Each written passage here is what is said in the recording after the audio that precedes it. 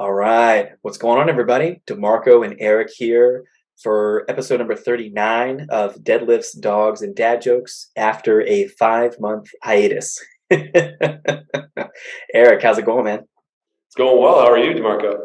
Man, life is good. Life is hectic, Hmm. fun, exciting, overwhelming at times, but great. Overall, great. I love my life, but everything's in season cycles and waves, right? Just like a training plan. So Totally agree. yeah.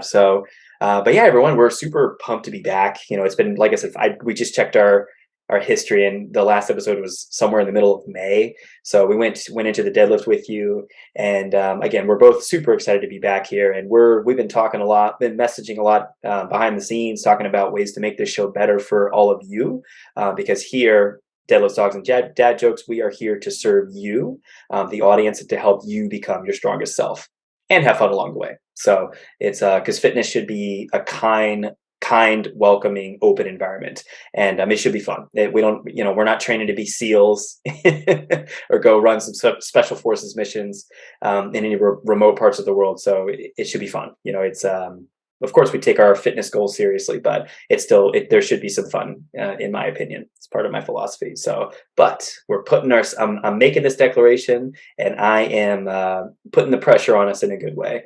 By the end of this year, we're gonna have intro music. We're gonna have a logo. We're gonna really get things together and turn this into a more organized entity. So Eric and I, we've talked about some really cool stuff, some fun ideas. We have some really cool guests that we're gonna have in the future, and I'm very excited. I'm very excited to be getting this back in the game, and kind of feels like Dark Knight Rises. We're kind of getting back up from the back injury, and putting the suit back on, and getting back into the metaphorical fight. Not that this is a fight or anything. So, but yeah, Eric, how has your life been over the last 5 months? You've had a lot going on. Yeah. So I'll start it from the summer, beginning of summer.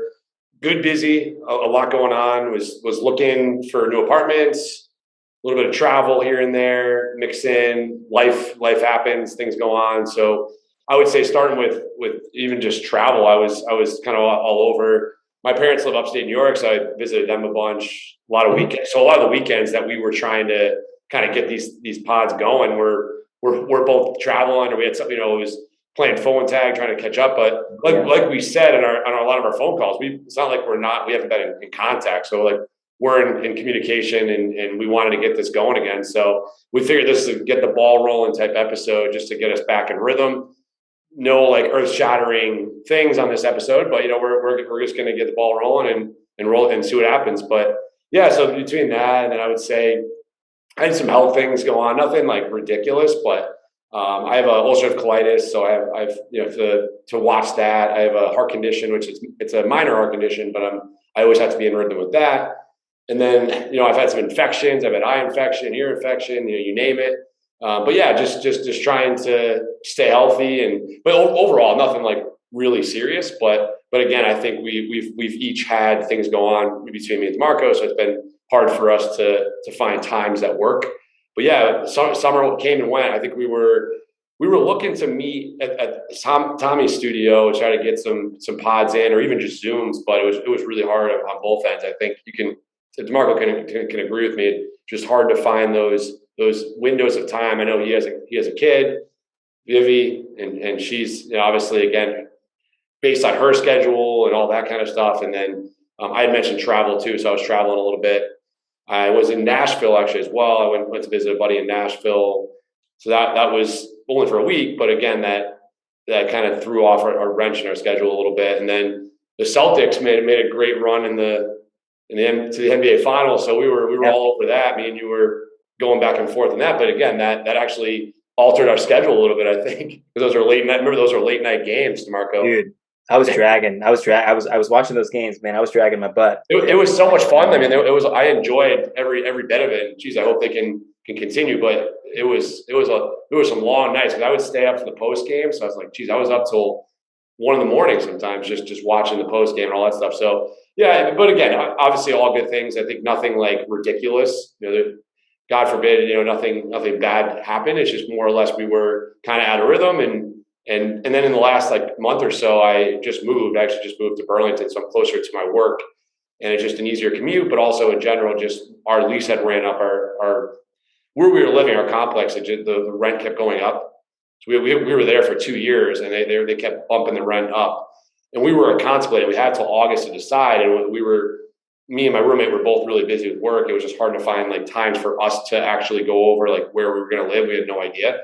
And then it got closer and closer, like, oh shoot, we have like, I don't know, 1 month to find a place. So it became more of, it was hectic. And I think we were in August messaging a little bit. So we were like, maybe we'll start it back up before the fall. But then you were traveling a little bit. I think you were going on vacation or something. You were gone a couple of weekends, and I had to find an apartment because I didn't want to be homeless. I wanted to find a place to live. So me and my roommate were both really just kind of putting our heads together and trying to find somewhere to live. So that was a big to do and a little bit of stress, obviously too. But yeah, everything's good now. And then we moved in beginning of September-ish, and then so pretty much just bringing it up full speed. Just I changed my schedule a little bit for work. I won't go into crazy detail there, but either way, yeah, it's been one of those things. Just kind of catch back up and get into a rhythm again, and the transitions and everything else of just between my schedule, between moving and all that stuff. And then I'm sure Demarco, for you had some things going on this summer as well. Oh yeah, absolutely, man. It's funny, I obviously, I have a kid, so there's unique challenges to that. As I've told everyone on the show, I'm a stay-at-home dad full time, and I still train part time. But my number one boss is currently upstairs napping. Knock on wood. Hopefully, she stays asleep for. We'll see how long we can go for, man. Hey, we're on here. We made it on. That's half the battle. Exactly. So, but yeah, some similarities. Luckily I didn't have any health issues. I mean, Vivi got sick a couple of times, but it was just a couple of colds. I mean, no COVID or anything. Nothing that really threw a wrench in the works. I mean, I think we missed her play group a couple of days, but nothing crazy. I mean, we traveled went on some trips, visited family, and just had a good time. My mom got to meet Vivi for the first time, which was super special, as well as my sisters, and we just had a great time. We're in Florida, hanging out at the beaches. During the summertime, made it out to Maryland, went to Ocean City and Bethany Beach area. And yeah, dude, this summer went by so fast. And, before I knew it, it was, it's literally happy Halloween, by the way. It's literally Halloween. I can't believe this, year has gone by so fast. So it's been all really good stuff. I'm very excited to be back on the show and looking to get consistent again. And, very pumped, man. Very pumped. I've also been tweaking my work schedule, Eric. I was training. I reached a point where I was doing a lot of evenings and I was gone a lot. Mm-hmm. I was gone while Lauren was at home, and then vice versa. Lauren works full time, obviously. So it was just getting to be a strain for both of us. I should say all three of us, because it was hard for Vivi too. So I've condensed my schedule a little bit. I'm stacking my Tuesdays, Thursdays, working from like 5 to 8, sometimes 5 to 9 p.m. and then a couple morning people. And it's nice. It's opened up my evenings so we can have dinner as a family and, have weekends to actually spend together versus just running and gunning all the time. So it's good, man. I'm excited. I'm just happy to be back. Yeah. I mean, I'm sure you have something similar. I kind of have like a 4-day work week. But it's so funny because you think it's a 4-day work week, and all of a sudden, like something comes up. I think we've had even the last couple of Fridays we were trying to meet. Because I'm closer, I've taken on some clients sometimes at nights on Fridays, because Friday nights have been actually really busy in our gym. So I've been going in there, not every week, but a lot of weeks for a couple hours and taking on some clients at night. So I'm like, geez, I went from a 4-day work week to like a 4.5-day work week. But again, it's still condensing. I'm still getting better than where I was. It's funny, you look back to even like, let's say a couple years ago, let's say 4 or 5 years ago, I was really trying to cram like 6 days of training. I literally worked 6 days a week because I'd want to take on I was a yes man. I wanted to take on as many people as possible. But then I realized over time, you need a life. You got to be able to relax and enjoy yourself and not always put so much pressure to take every single person. So it takes time to, as you know, as you sort of build that career capital and get in the industry a little bit longer, you can have the power to actually say no and be like, okay, here's the times I'm available, here's the times I can do, but these outside hours I can't do. I guess what I'm getting at is like, I would just take anybody at any time. And that's okay when you first start. I think that's a good thing. So. Oh yeah, absolutely, man. Yeah. And that's the same for me for the longest time. That's been the real advantage of, the two advantages, I should say, of being a stay-at-home dad. First off, I really want to be in Vivi's life.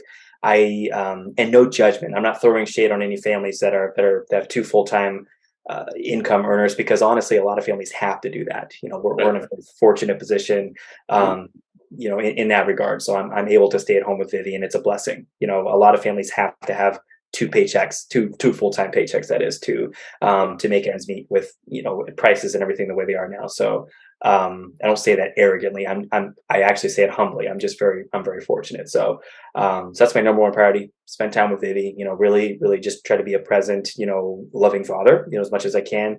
And then the other thing is, that kind of that work-life balance, which is obviously an ongoing evolution. There's definitely uh, no set state. We're always working towards, progress, not perfection. So it's, but that's kind of nice, because it allows me, it's easier for me to say no, because I know what times I can and can't do. For this podcast being another example, like, I love doing it. It's just, I'm very limited on the times where I can give it my full focus, effort, and attention. So it's good. I don't use Vivi as an excuse, but I kind of use Vivi as an excuse. Well, let me stop you too. I mean, I think I'm not a dad yet. I hope to be someday soon, but I know the pressures. I have a lot of friends that have their fathers now, and or just even fathers or mothers. I know parents and of my friends that I've grown up with, and they say how challenging it is, and your time kind of goes out the window. You put more. It's more about them rather than you, right? So I think you want what's best for Vivi, and it's hard to find time for yourself, I'm guessing, or at least it was initially, right? Yeah, man, it's tough. I mean, I think the big challenge is kind of four things, I guess, in my sphere, if you will. It's, taking care of Vivi, wanting to be a loving, present father, a supportive father, supporting, nurturing father, getting stuff done, right? Keeping things clean, running errands, handling kind of administrative stuff, as well as my work. I train clients, so I have in-person clients, and then I do program writing for them as well. So, keeping up with that, and then trying to maintain a good relationship with my wife. It's a lot of, there are a lot of days where we both come home and we're just exhausted, and we just want to kind of veg out and watch Netflix, and just kind of chill. So it's, and then having time for myself, like self-care, working out, getting my work in, that my deep work that helps me work on myself, that is. So it's it's a constant process, and I seek less for balance, and I seek more for alignment. I seek out more so alignment. Like, there are weeks when Lauren's extra busy and she needs me more than normal as far as taking care of Vivi and stuff around the house, and her hours are crazier, and then things flex back and forth. So I think the biggest reframe for me, I know this is a bit of a tangent, but what the heck, I love talking about philosophy and mindset. The biggest reframe for me has been, I'm not thinking about what's balanced or fair.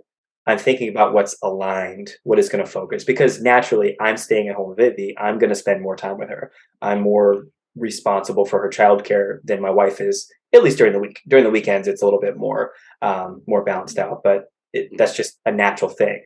If Lauren has to work late, obviously it happens. Life happens. I get it. So it's definitely a reframe of Vivi. You're right. Vivi is the priority. My priority is to take care of her, and try to fit everything else in with it. And I've actually gotten better about it. I'm not gonna lie. I've been pretty consistent with my training, my workouts, and then getting my training for my clients in. So it's an ongoing process. I'm hats off to people who have more than one kid, because I'm worn out with just one. And I see people with, a lot of my friends have actually had a second child now, and their first one's about Vivi's age. So they've got a 2-year-old and then a newborn. And I'm just like, y'all have fun with that. I'm worn out. I'm worn out with Vivi, and y'all know, if any of you who have met Vivi know, she's a bit of a fiery little girl. So she's high energy, and she's very independent. So it's good. It keeps me on my toes. I'm sure. Seems as if, but yeah, I feel you. I feel you. It's fun, being deliberate. I've talked about it before, but being deliberate with your time is huge. Yeah. Knowing boundaries. I think even for myself, like I sort of said, I was alluding at before, is knowing when to say no. I think before I'd be a yes man and always want to do everything because I was like, okay, I want to be here and I also want to be Of here. I want course. to do this. I want to do that. So I think I'm being very vague, but in generalized statement, it's like a lot of times let's say hypothetically, I was gonna, because there's non-negotiables. There's things I'm gonna do no matter what. My Yeah. goal is to get 4 workouts in a week, so I do like an upper lower base split. I just try to get all 4 of those in the week. Yeah. That's a non-negotiable. Check the box, right? And then there's certain things. You wake up in the morning. I know I have a morning routine. I know I'm gonna eat breakfast. I very rarely miss that. I have clients I'll train throughout the day. There's certain specific times I train them. So there's always things that I know I need to do. And then a lot of times, like once you do the basics, other things fall into place. So like if you do something consistently enough, let's say you're getting your workouts in, you're eating well and you're sleeping well and all this stuff. A lot of times it's like building that shelf, right? And then all of a sudden, next thing you know, you're feeling really good, and then you'll actually have more time to do X, Y, or Z. So I think again, a lot of times it's you got to make it work for your schedule. Like I think you were saying, alignment. I like that. That's actually I'll steal that. Being able to align what works best for you, right? And it might not always work for someone else, kind of in our situation, in being able to find times to meet. But in reality, it has to work for our schedules, whoever it is, and being consistent with that. So, but a lot of times, like things just fall into place. So, like once you like really get a hold of or get a grasp of your schedule, then a lot of times, like you'll find that there'll be these free hours that you weren't expecting. So, at least for me, it's happened where once I'm like, okay, this is what my schedule is going to be. Okay, now I have this extra time to do whatever I want to do. So, and that could be, like I said, different amongst every week. But like I said, having non-negotiables, we've talked about it before, but having non-negotiables is definitely key for me. And being that I'm in a situation now where I'm pretty much just working, I'm not a dad yet, like you are. And I think just being able to like focus on myself and make that a priority has only helped me now knowing, okay, like I don't need to worry about anybody else, but just myself and get myself to be better and make improvements there. And a lot, like I said, other things just align into place as you get better at the basics. So, and that goes with exercise programs, as we've talked about before too. So it's just, again, being consistent with all that stuff. And I was going to actually ask you, so when you look at a lot of times I'll peruse the internet, right? You go on like Instagram and you read everybody's stories and you're like flipping through posts. And I always think of, and this is good for this podcast too, is like we're more or less a support system for people too. Like people that just want to learn about basics of life, but also just like health and longevity and training, all that stuff. But a lot of times people feel like they have that lack of support because we're just virtual right now. And that's where like hiring a trainer or being in person is so useful. So I always think too, like all those quote unquote influencers out there, right? I use that in the quotations because you look at a lot of influencers, a lot of times they might not even train anybody in person, right? They might be doing all like virtuals. And I always look at it or maybe they don't train a single person. I don't know. But regardless, it's one of those things where everyone nowadays is on their phones. And I feel as if, getting out there and having a support system is so useful. So, but I don't know what else. I kind of went off on a tangent. I think I asked you a question. I don't even know what it was, but what was I asking you? I don't even know. No, you're good, man. No, hey, it's all good. Again, we both like to talk. We're a bit long-winded, so nothing wrong with that. And hey, for this kind of platform, it's perfect, right? Yep. Yeah, no, I agree, man. I think support systems are key, and I'll be honest with you. I've been a trainer for 9 years, and the more I learn, the more I realize I really don't know much. Right. So I very much lean on my clients for feedback. I really try to get feedback from them because it really helps me become a better coach. Definitely. And I find that when you've established rapport and you have a good connection with them and there's trust, mutual trust, then you're able to really start, going deep and getting good feedback from people. And I can't remember what the quote was. I think it was Patrick Bet-David. He said, trust equals speed. I think it was a matter of like, if you have like good trust and rapport with somebody, you can get things done like quicker. You get into a good rhythm. You and I, we talk about sports all the time. We've seen it with really successful sports franchises, obviously, and but then also for leaning on mentors. I officially have two coaches, that are programming for me right now, Mike and Sean. But I reach out to many. I mean, so many of the people that have been on as guests on the Right. show, I look up to and have leaned on. I'm actually about to purchase one of Tony Gentlecore's courses. So not only to learn, but also to get my continuing education units to keep my certification active. But yeah, no, I agree, man. Definitely don't exist in an echo chamber, especially now with social media.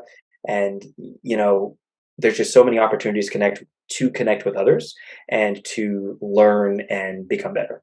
So just don't be on an island. It's Yeah. don't make it a one-man show. So I like all what you said there too. Kind of even to go back to the whole Instagram/influencer thing. I think it's information overload. There's a lot of content out there, I which is agree. good and bad because you read it all the time. Like anyone, Joe Schmo can talk about anything and say that this is what I believe, blah blah. But it might not be backed up by research, or they may not actually participate in themselves. Like they don't practice what they preach. So if they're not doing it, or like I said, if it's one of those situations where somebody posts something like do these 6 things to lose fat, but like they're not a credible source, and then, like I said, they don't actually do it themselves. There's just so much brainwashing going on, like, and anyone can view this content kind of thing. So I think I've talked about it before on a previous podcast is finding good recipes or good influencers, good mentors or trainers out there, or coaches that can help sort of.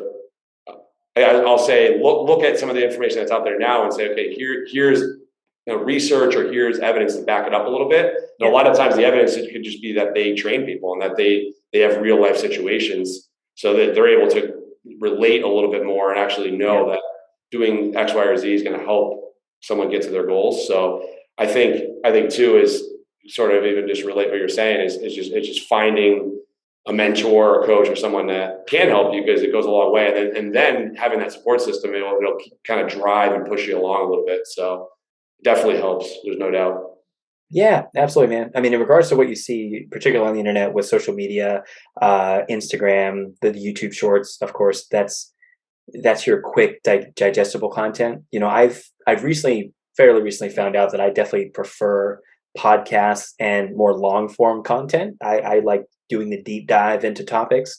So that's I like YouTube videos, like longer videos, and I like longer Spotify podcasts. Like whenever there's a topic that's a 3-hour podcast, I get so excited.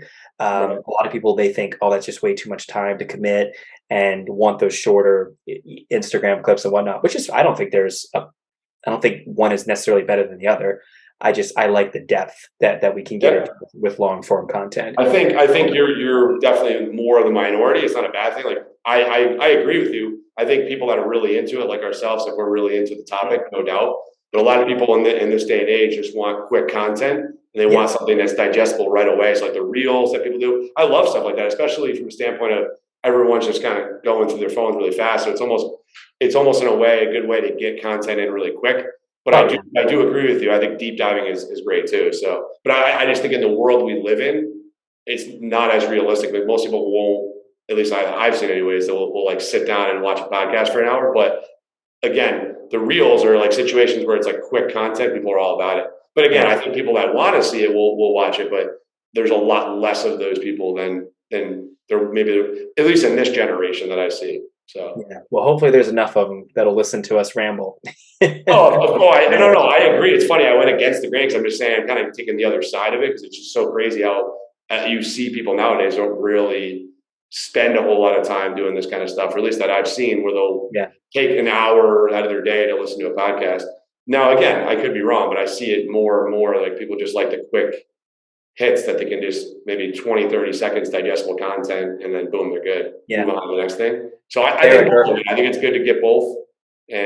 But in a way, it's the way, at least that I see a lot of like where social media has gone to, is more like those quick reels or whatever. That's just more fast paced. So I think it's good too. And go ahead. No, I said there's nothing wrong with either side of it. I think it's actually good to do both, but we're not in that day and age, I feel like. But correct me if I'm wrong. No, I think it's certainly a matter of preference, and of course, it's easy to get down that rabbit hole and be scrolling and just going after reel after reel after reel. But I personally prefer, and I get sucked into it too. I'm not gonna sit here and sound like I'm perfect or anything, but 'cause I'll certainly be up late at night looking at funny parenting reels with my wife and enjoy those. But yeah, no, I think long form content. I still think there's a lot of demand for it, and that's why I feel like this podcast is still a worthy venture for us. Definitely. So and again, I know I'm a bit of a weirdo because I will listen to podcasts on YouTube and I like watching the video and I like seeing the people talking about No, the topic. So, totally but agree. Yeah. I mean, a lot anyway, of times for me, I'll listen to like if I really like the person that's on, like a guest that's on or whatever for a podcast, I'll take the time and take an hour or whatever, whether I'm in the shower, I'll have it playing on my Bose speaker, or just in general, if I'm on my way to work, you're traveling for a longer trip, I'll definitely take advantage of that. There's no doubt. And I think too, especially if you're really interested in what they're talking about and you like the people that are on it, it's obviously a win-win. And there's just information overload. There's just so much. It's almost good and bad. There's so much out there. You can find everything and anything. As you know, some of it's not always from a credible source or not with the best intentions, at least that I see. yeah, But again, I think too, for the most part, people want to help others out. I think we're in that same boat. We're just like, hey, like how can we help evolve and learn ourselves and be able to put our best foot forward and help others out too. So it goes yeah, both ways. And I always think too, I listened to a podcast, Ben Bruno was on it, and it was with Tim DeFrancesco, I think his name is, he was a strength conditioning coach for the Lakers, and they were doing a podcast, and I just love how Ben just keeps it real. He just tells you straight up. He's like, I just try to do the best I can and help my clients out the best that I can, and I keep evolving and learning and trying to get better, and then whatever they're doing, I probably do as well. So he's like said, he like a lot of times a lot of the workouts he's giving his people or his, the training programs he's putting out there, he's his own dummy. He's practicing on himself. So he's making sure like he's a guinea pig for whatever he's going to do for others. So I really appreciate that. That's always cool to see. And that goes for a lot of people. I think if you're in the boat like I'm in too, I feel like to keep a lot of the clients that you have and have that rapport is continuously staying connected with, good content continuously, but also trying things out and continue to evolve your own training. So like you may have those systems in place, then you're going to add things in. You're going to try new things out that may be more beneficial for that person, or you may take things out based on they don't need that. So it's a constant evolving or revolving door more or less because you're just continuously trying to like manipulate a little bit or change something slightly. I'm sure you can agree because vanilla programs, the boring programs and the exercises that get the best results are the ones we all know about. But being able to take some of those things and make them fun, whether you add a variation of it and you try to manipulate it in a different way and make it your own, is kind of cool. So there's just so many. It's funny because I think it's Michelle Bolin. Do you know who Michelle Bolin is? I don't. I'll have to give you her information, but she had Tony. It was actually in Tony Gennacor's one of his blogs, and he had it as a blog post. And she shows you like so many ways to squat or so many ways to deadlift or lunge or whatever it is, and it just goes to show you the millions of variations you can do for everything. So like there's not just one way to skin a cat. There's so many different ways to do things, and obviously based on the person's abilities too, right? It always goes back to like what's the person's goals, like what's their injury history, their previous training history, but also too, like I said, you want to make it like quote unquote fun for the person, make it unique or different, so they're not always just doing the same things. You could take the same movements and slightly tweak them and make them a little different. So that makes sense. Yeah, no, absolutely, man. No, I couldn't agree more. I think when it comes to things you see on the internet, which of course, buyers beware, right? You got to be careful, and you can't just see everything you read and see and hear on the internet is not true. Mm-hmm. Like I always joke about those Abraham Lincoln quotes. There's like so many memes with a supposed quote from Abraham Lincoln that he never said. So it's which it kind of turned into a funny joke, which I thought was funny. But I think in regards to information you see and hear on the internet in particular, and in person, through like word of mouth, minimum should be backed up by experience. Right. like anecdotal experience, quote unquote anecdotal research, stories, like enough of them to account, not the one off or the outlier where it's like, oh well, this person, Definitely. who was kind of the genetic freak responded well to this training program or Definitely. nutritional intervention. Ideally, you have multiple stories, multiple anecdotes, but then also on top of that, you want it to be research based, evidence based. Now, however, there's a challenge there because if you want to be cutting edge, you're technically in a period where a lot of times the industry leaders a lot of times will be ahead of the research, and then the research um, kind of catches up. That's what happened with Brett Contreras. He Right. was really into, he's been a glute guy for the last 20-25 years, and he was doing like barbell hip thrusts, he was doing frog pumps, he was doing like single leg hip thrusts, and these in like using the Smith machine for it. And a lot of people back then were kind of mocking his methods and thinking that they weren't effective.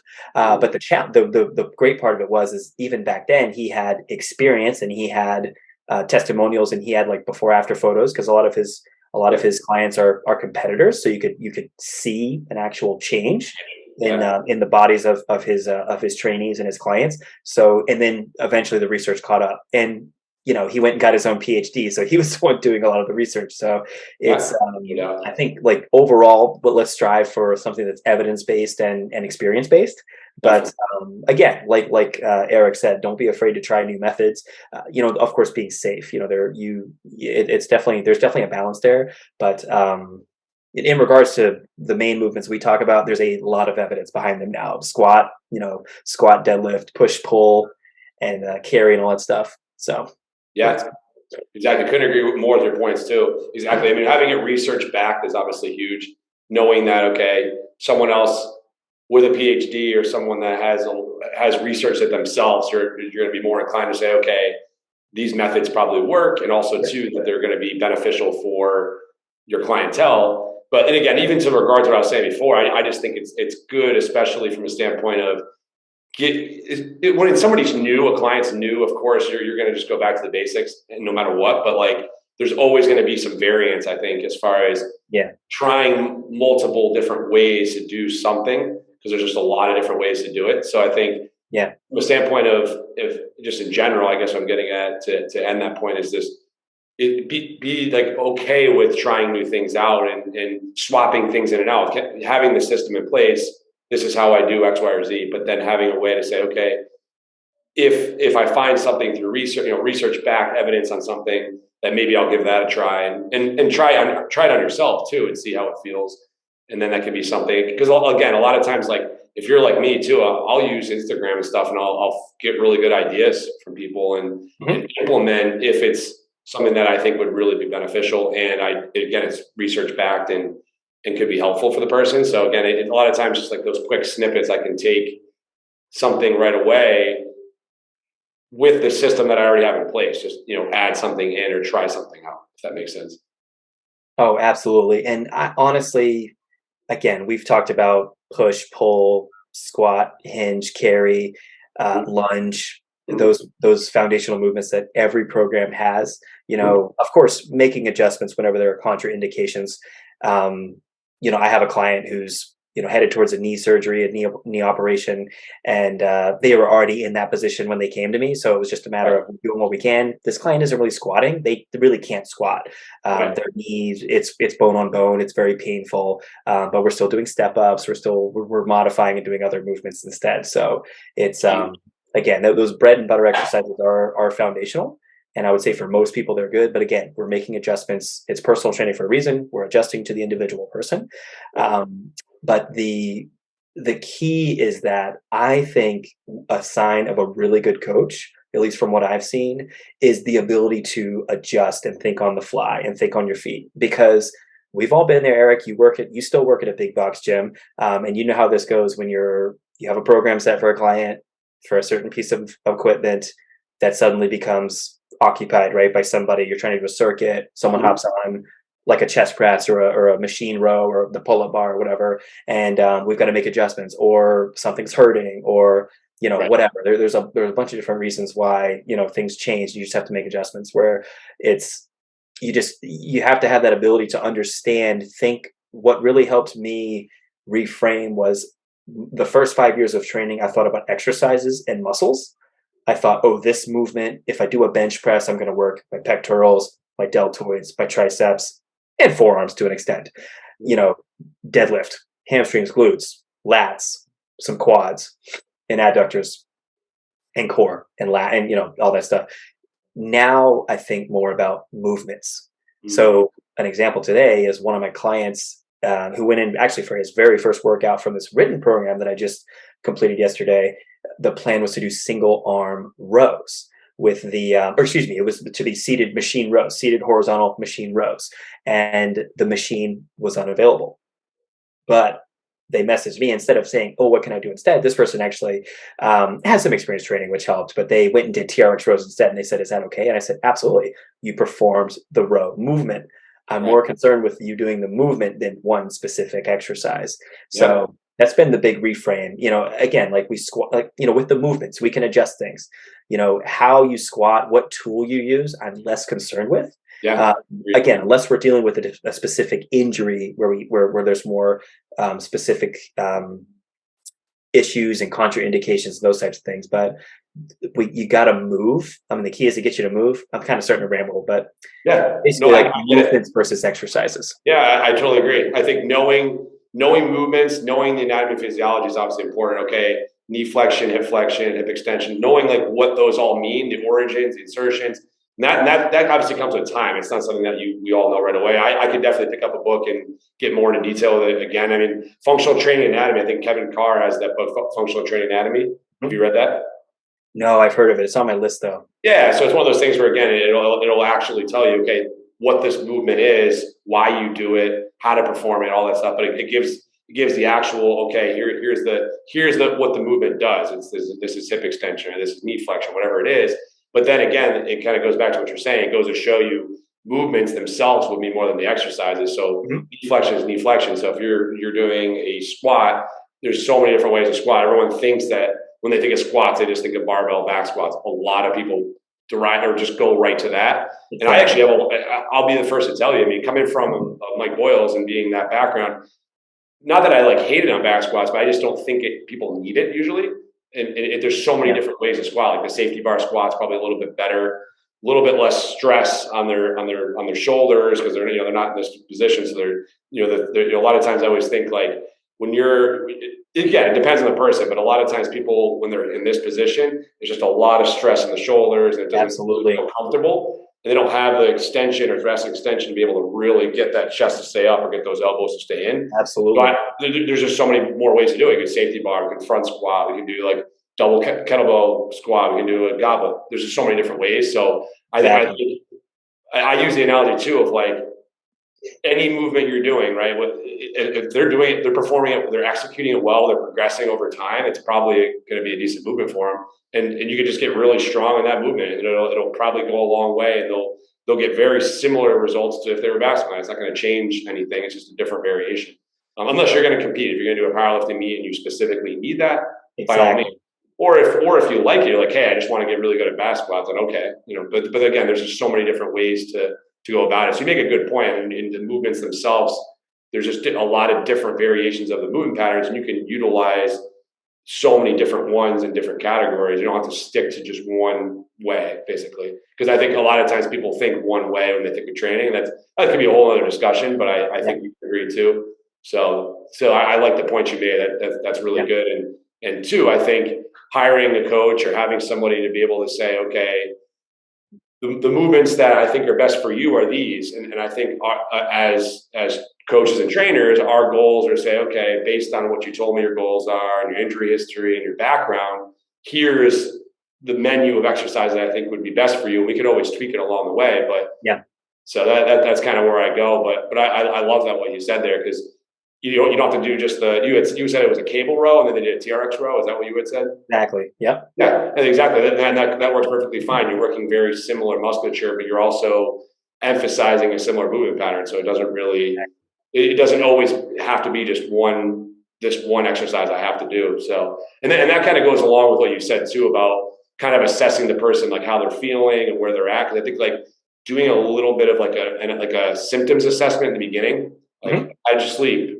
How did your body feel? Any areas, achy today, or you feel like you're not 100% in, and you can kind of on the fly, like you said, being able to adjust things. And that's, to me, that's a key of a good trainer too. Because a lot of times, even when I first started, and sometimes I fell into this trap in the recent years, but I would say in the last year or two, I've been a lot better. Is okay. You're not always going to be able to follow your program. You have to kind of go off of it a little bit based on available equipment or based on how they feel that day. So it's not going to kill them to have one day not be 100% to what was asked for them in the program. So the X's and O's don't always mean so much. If you're doing a variation of something very similar, you can still get a similar outcome, or even better outcome if one exercise may not be the best for that person.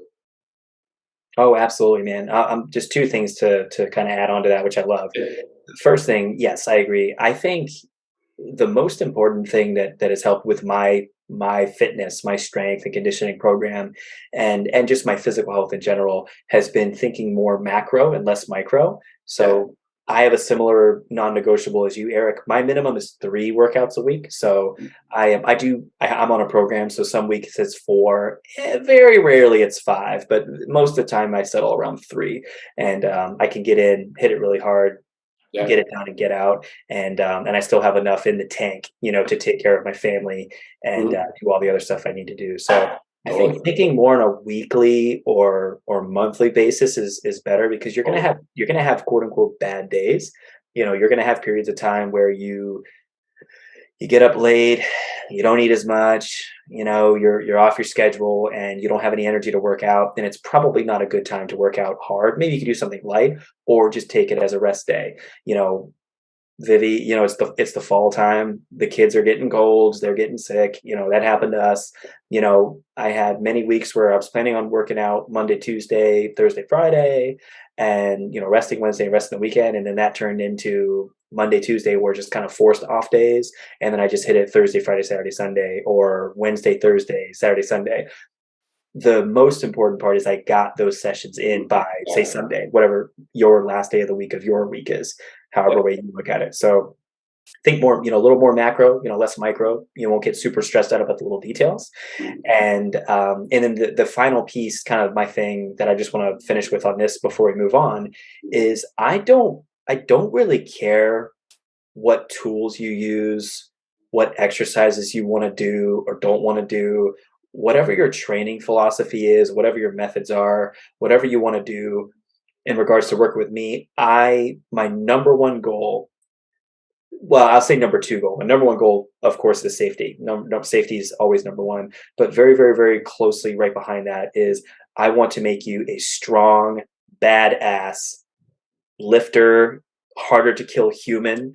I want to make you as strong and powerful and physically and mentally capable as possible, to make you as resilient as possible so that you can be prepared for what life is going to inevitably throw at us. It's we're going to experience setbacks, things are going to happen, and the stronger you are physically, which will translate over to also the stronger you are mentally, the better you're going to be at navigating those challenges and getting through those tough times and coming out on the other end and making it. One of the most moving moments of my training career was one of my clients who was 62 years old at the time. When we first started working together, his goal was just to lose weight. He wanted to lose about 30 pounds. He actually lost 40, by the way, and built some muscle, got strong as an ox. I mean, it was literally just old man strong after a good couple of years of training, and got really, really good results. And but the most important thing to me that I actually got really, I got a little teary eyed when he told me this story. At the time we were working together, he was actually caring for his elderly mother, who was in her early 90s, and he came in one day, and he was down with her, not sleeping well through the night, kind of similar, funny enough, to my newborn schedule with Vivi.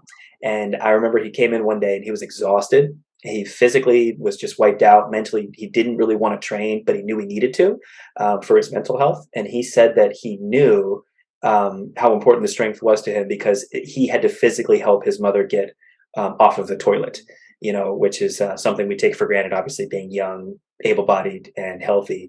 And he said that he knew that the deadlifts and the squats and the carries, he was doing farmer's carries, obviously, and the core strength we had built up. He knew that he needed that in order to be able to perform that, seemingly simple task. However, doing it repetitively and with good form and without hurting himself. So that was just a powerful moment for me, and that was a good reframe, and helped remind me that it's so much more than sets and reps. It's so much more than just crushing your workout and posting it on Instagram so you can get that those notifications and everything. There's so much more involved with it. I know that was a bit of a long diatribe. Yeah, no, it's a great point. I one of my first clients, it reminded me, one of the first clients I ever had when I was at BSC, actually. So BSC Uber, similar idea of, he wasn't necessarily he was trying to help himself. I just wanted to be in good health. And he was in, I think you want to say mid 40s. He was a CEO of a company. He was pretty prestigious company. Sure. And yeah, so for him, it was more or less like, a lot of people in his office, he would say it would be hard for them to even get up the stairs. These people were struggling. A lot of his employees were showing signs of, I would say aging, but they were like in their mid 40s, low 50s, and they're already, really struggling to do the most simplest of tasks. So he's like, hey, like, I got to be the leader of this group and show them if I can get in shape, I can get you guys in shape as well. Because I think being the leader, he was the CEO, he was the high up in the company. He's like, hey, I got to showcase that I'm going to live that healthy life and feel really good about myself. And then hopefully others will kind of tag along, and it'll be like, he'll be the leader of the crew and have everyone kind of follow suit. So really in the beginning for me, kind of like you, just simple things of just making sure you squat well, hinge well, and push, pull, all that stuff.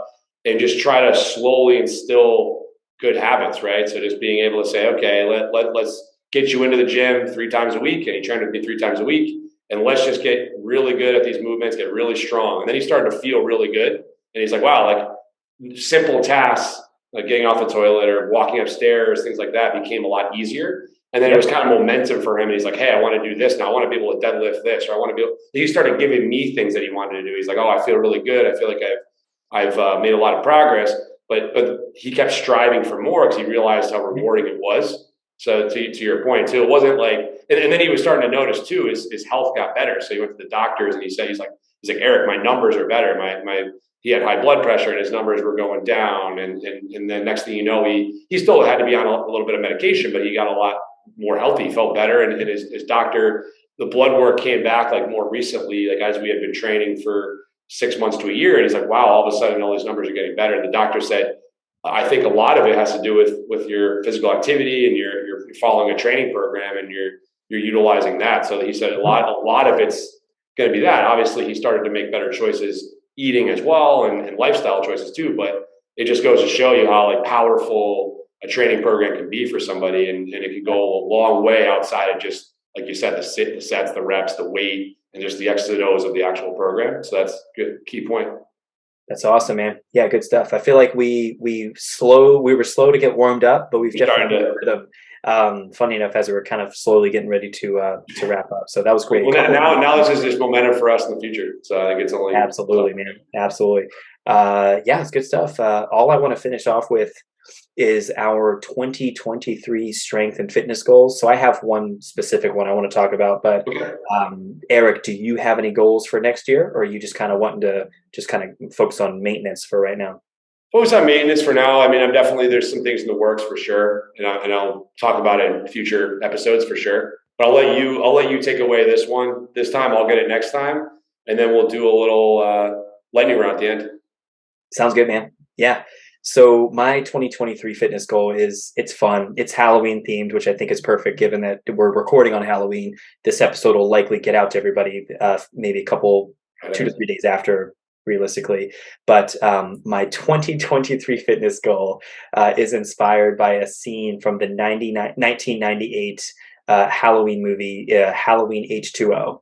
And it's actually one of the ones that still had Jamie Lee Curtis. She came back for the role. But in the film, in this particular scene, Jamie Lee Curtis is walking down a hallway and she's holding an axe, like, ready to kick ass and try to come after Michael, kind of turn the tables on him.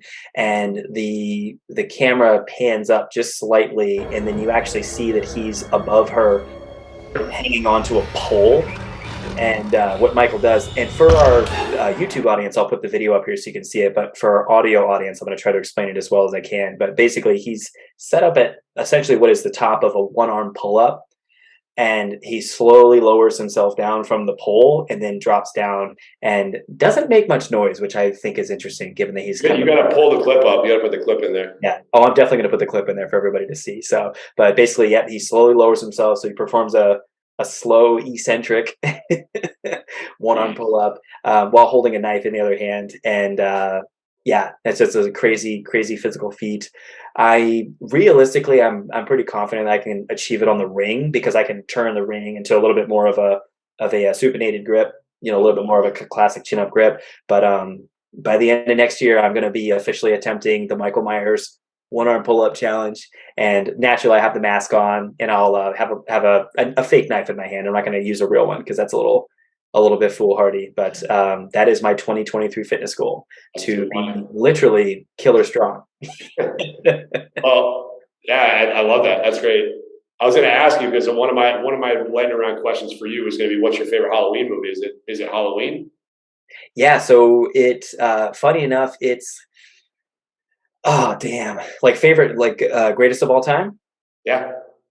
Honestly, my favorite Halloween movie overall, I would have to say, is the movie Trick or Treat, which came out in about 2007. I love it a little more than the original Halloween just because it's an anthology. It's about 3 or 4 different stories that have characters and they overlap with one another. And it's kind of Tarantino-esque where the timeline is a little bit fractured, but in a good way. So that's my favorite Halloween movie. But like 1978 original John Carpenter movie is like up there too. So awesome. What about you? What's your favorite?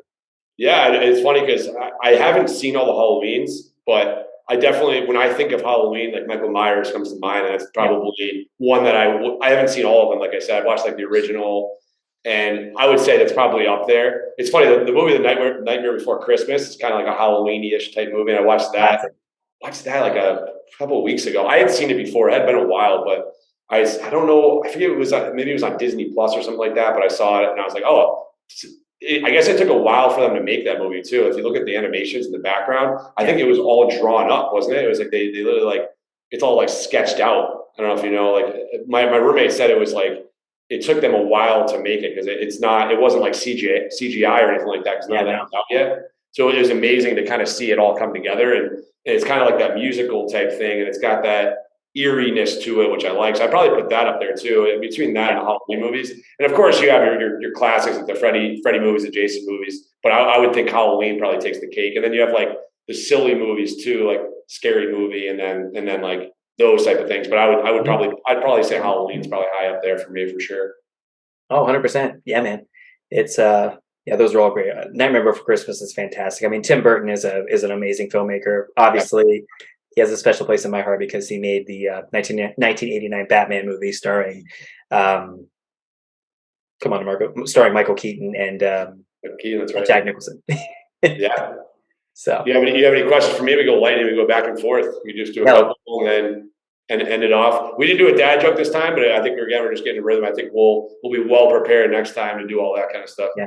Well, actually, I do have a dad joke that I can throw in really quick that I thought of and then I forgot, but I just remembered it. So remember we were talking about the love for, I have a love for long form content, and then a lot of people from our generation and the next generation are more like short term content. Yes. Talking about they love like the YouTube shorts and the reels. Mm-hmm. I think what you were trying to say is that they have a really short attention span. So, if you get what I'm saying, which is really bad, but I had to say it. Hey, I had to say it. You just threw it out there. I like that. Yeah. We went a little off the cusp on that. That's pretty funny. Yeah, just came to me. So Eric, love or hate candy corn, or love, hate, or indifferent? Indifferent. Okay. I'll do the same thing for you. We'll say Reese's peanut butter cups. Oh, love. Hate or indifferent? Love? Love. Would marry, if I could replace Lauren with a life-sized Reese's peanut butter cup, it would be a no-brainer. That's amazing. What do you got for me? Let's go back and forth. Oh, shoot. Favorite Halloween activity as an adult? I would say it's funny because I haven't handed out candy to kids yet, so I can't go that far. I'm not that Yeah. old yet, I guess. I don't own a house or live in a house, but I would say just like getting together at a party or an event with Yeah. friends and family and just dressing up and kind of having that idea of taking on the persona of whatever your character is for Yeah. the night. So I think that's pretty cool. And like I said, obviously seeing everybody else dress up too. So that's always cool. And you only do it once a year, so might as well make it count. I think during like I would say some of the best nights of my life were Halloween in college. I don't know if you can relate, but I had some like really cool Halloween costumes slash like events that I went to in college that were to Oh, this absolutely. day still talked about. So I'm sure you probably have some similar situations too. It was fun. I feel like it was interesting. I mean, it's definitely people, of course, will push the envelope, but I feel like the costumes just get more and more creative every year, which I think is really is makes it fun. I love all the creative costumes. Now I'm going to ask you. So Halloween theme still is trick or treating overrated, underrated, or just right? In our neighborhood, I'm going to say it's just right because my neighborhood goes off. We have a blast. The Really? street Okay, is closed off, and it's a block party. So it's which the parents are like heavily involved too, which I think is fun. that's So I think cool. in my neighborhood, it's just right. I think with the pandemic, overall underrated because it's such a fun tradition for kids, and it's Definitely. I do think people were creative though with the did you see the candy shoots? Have you heard about this? Can you shoots? No, I've not. Yeah, so people in my neighborhood, I don't know if this caught fire around the rest of the country, but people in our neighborhood last year in particular, they had PVC pipes that they set up along their like railings on their like stairways, like Yeah. walkways up into their places. Even people living on the second floor, they had a PVC pipe set up, and they were just dropping candy down the chute for Yeah. kids. So it was a I've cool not way heard of to, that. yeah, so you could still trick or treat, but still social distance, which obviously back then, not as many people were vaccinated. There was a lot more fear in the air regarding the pandemic. And so I thought that was a really cool way of being innovative. And I see some in the neighborhood still, and I kind of like the idea. I think it's really neat. That's really cool. Yeah, I can see that catching on for sure. Yeah. So what is the most ridiculous Halloween costume you've ever seen? That I have ever seen. Oh man. Or Actually, like last funny? night, this is ironic. Last night, not like live, but I saw it. My roommate was showing me, I think it was from the show Stranger Things. And I don't know, can't remember who dressed up as them, but there was two people from Stranger Things, and he showed me the image of these people. There's like a little video to go along with it. I don't have a lot of detail. I just remember it being like ridiculous, and probably say it's one of the most ridiculous costumes I've seen. But as far as on a phone, in person, if you're asking about in person, ooh man, the answer would be for that. It's well, I would say one of the best costumes I've seen. I guess it kind of goes along with it is Jack Sparrow. A Jack Sparrow costume. He literally gets into costume. One of the trainers at Lifetime. He's the one that did it this year. We all dressed up as pirates for Halloween last week, and he was Jack Sparrow, and it was pretty darn awesome. It was like he gets into character. He actually has like a bottle of rum with him. He's talking like Jack Sparrow. He's falling over. It's pretty cool. So I would put that up towards the top too. I mean, there's been years I remember like seeing some ridiculous costumes. Nothing's coming to mind right now, but I definitely know I've seen a lot of things. And like I said, last night was a funny one, a crazy one too. So what about yourself? That's awesome. Yeah. I just honestly, I'm gonna. The one I saw was it was a meme that I actually just saw right before we did this show, which made me think of this question. But it was on the page Rad Dad, which if you guys just want really funny dad joke content, it's a page on Instagram called Rad Dad. Really funny memes and just really really funny stuff. Oh, And 9 times out of 10 is in pretty good taste. But anyways, it was a dad with a costume that was made out of cereal boxes.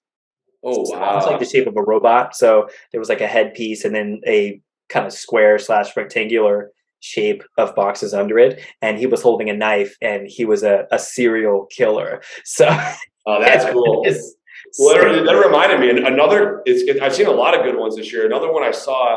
I don't know if you saw it. It was on Revolt. Revolt was like I think it's Revolt TV or it just says Revolt. It's what the Instagram handle. And P. Diddy, the rapper P. Diddy, Puff Daddy, he was the Joker, and it was amazing.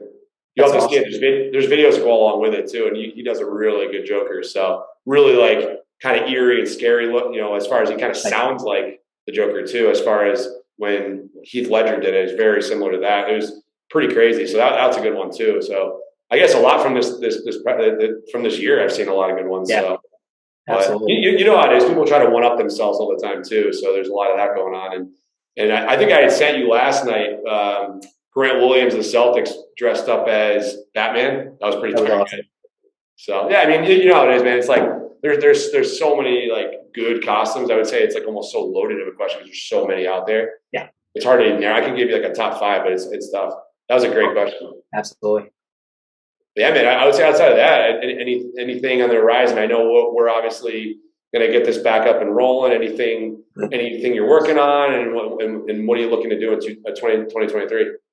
Yeah, man, I'm very excited. So we're going to wrap up 2022 with a, of course, we're going to keep building and working on this podcast and wanting to become better, help everyone become their strongest self and have fun along the way. But I'm very excited to announce, this is actually the first time I'll be announcing to anybody other than my my co-conspirators, but we're going to be doing the fourth annual Fitness for Good toy drive. So we did it, very first year was we did it at BSC, and then we did a virtual year, and then we did an in-person one at Bear Fit Athletics in Wakefield, and we're going to do this fourth year there as well. And basically Mike, Sean, and myself are going to teach a group exercise class, and we're going to do it at Bear Fit Athletics in Wakefield, Massachusetts. And it's going to be a gift card drive for the Home for Little Wanderers. So they're a wonderful organization, nonprofit. They serve families and children, and they just provide so many amazing amazing services for at-risk children. Can you put that in the show notes and then also obviously advertise it a little bit? Oh, absolutely. When is that specifically? Yeah. So the event is on. Oh, geez, come on, Demarco. Should remember that December. I'm gonna butcher it. Jeez, oh man, you put me on the spot there, You're Eric. the spot. Sorry. No, that's okay. Just give me a second and I'll pull it up. Jeez, I was just texting about this the other day, but yeah, it is December. Come on, DeMarco. Pull up this flyer. December 10th. Okay, December cool. 10th I'll see if I can make it. I would love to make it with you guys and see Oh, everybody. thanks, man. Yeah, I'll put the. I'm planning on putting the actual flyer up, doing a post about it tomorrow, reaching out to people. We'll get the Eventbrite page live, get that thing going. When I'm looking to see, when is December 10th? What day is that on? December 10th. December 10th. Oh, it's on a Saturday. Okay. Yeah, on a Saturday. So What it'll time turn is out it? in 3 p.m. 3 p.m. So Oh, actually, I get out at 2, so I could actually do it. awesome, man. Yeah, it's good. We're gonna have fun. It's gonna be a fun, just fun atmosphere. It's a great facility. You're gonna love the strength facility, Eric. It's quite awesome. Yeah. And but it's gonna be a gift card drive. So the best ways to donate if you want to support the cause, I'll link all this below, but you can actually go on to the Home for Little Wanderers Amazon wish list. They have a page directly on there where you can just buy gift cards that go directly to them.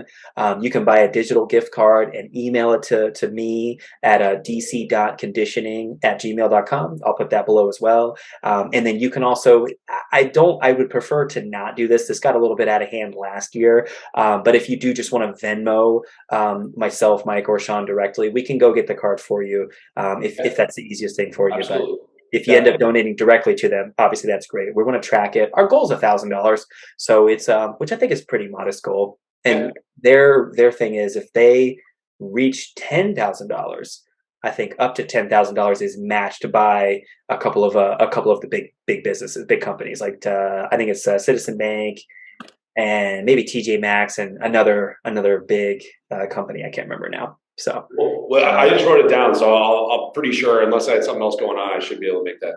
awesome, man. That's good stuff. It'll be a lot of fun. So we're gonna wrap up the year with that. And I'm still training for my Sinister goal, so I'm still hitting my swings and get-ups, slowly making my way towards that goal. And yeah, I'm going to do that Michael Myers strength challenge, and we're definitely going. Eric and I are definitely working behind the scenes. We got some really awesome stuff in the works, and we will. This show is only going to get better, and I'm very excited for the future. Definitely, yeah. It's a good addition piece to our own businesses. respectively what you do and what I do. So it's a nice bonus identity to have. And like I said, we'll go get merch and have all that going and Oh just yeah. get better and better. Every But we're week, going, yeah. try to No, improve we're the going all pod. out. I think getting like mics and getting all those extra things too will be helpful. So it only, Oh, absolutely. Yeah, we're gonna kick up the production quality, and yeah. we're yeah, we're only going up from here, baby. We're only going up from here. Yeah. So a lot Awesome. of what you said, yeah, a lot of what you said, because I had asked your plan. Mine's very similar too. Just couple. I have a seminar I think I'm attending. Dr. John Russin has a PPSC. I don't know if you've heard of that. They're hosting it at our gym actually at Lifetime, so I think I'm going to be doing that. And that's in, let's see, it's in November 19th and 20th, I believe. And it's actually at Lifetime in Burlington. We're hosting it, so that'll be cool. I'm hoping Dr. John Russin shows up. I'm not sure if he is or not, but I know his team will be there, so that'll be cool. Nice. So I have that to look forward to, and then just continue to get better, and any education pieces I can do or get, I'm gonna go to. And obviously we're rounding out the year, so I don't know how much more I'll get in, but at least the PPSC is the plan, and then kind of maybe little things here and there. And I know we do education at work too, so I'm sure I'll learn some things throughout that time too. And like I said, we'll keep doing the pods, and yeah, I mean it doesn't stop. Just keep training, keep progressing. That's the goal. That's right, man. That's right. Well said. I think this is a good time for us to wrap up. And yeah, I just want to thank all of you so much for being here, listening to us again after a little bit of a hiatus. We're back in the game, back in the saddle, going to be more consistent again. And especially for anybody that's still listening to us ramble after about an hour. So you were the true MVPs of the game. And but yeah, no, thank you all so much for being here. And we're here to help you become your strongest self and have fun along the way. And we are excited about the future. So as always, remember to train your body and feed your mind.